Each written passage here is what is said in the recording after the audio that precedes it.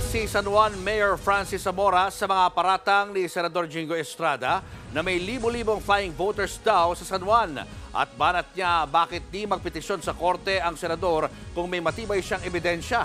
Nasa frontline na balitang yan si Laila Pangilinan. Hinaham ko kayo, Senator Jingo Estrada.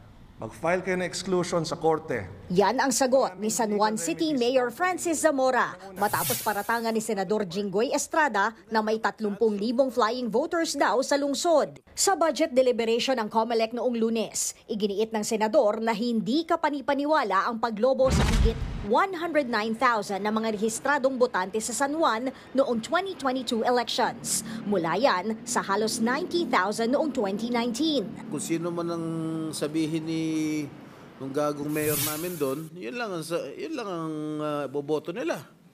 Wala nang pagkakataon dahil meron silang 30,000 flying voters.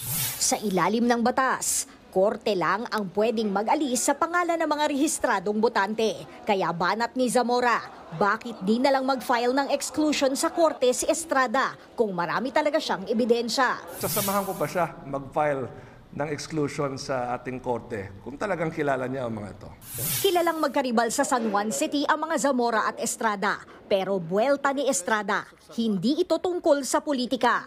Malakas lang daw ang loob ni Zamora na hamunin siyang mag-file ng exclusion sa korte dahil alam daw nitong lumipas na ang period para maghain ng petisyon. Gayunman, nanindigan ang senador na may irregularidad talaga sa paglobo ng mga botante sa San Juan base sa mga hawak niyang ebidensya. Ang Commission on Elections naman, nauna nang bumuo ng task force na bubusisi sa biglang paglobo ng mga botante sa ilang lugar gaya ng Makati at San Juan.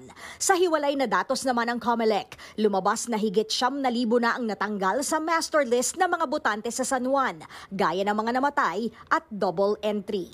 Nagbabalita mula sa Frontline, Laila Pangilinan, News 5. Mga kapatid, Julius Babaw po. Iba na ang may alam at may pakialam sa panahon ngayon.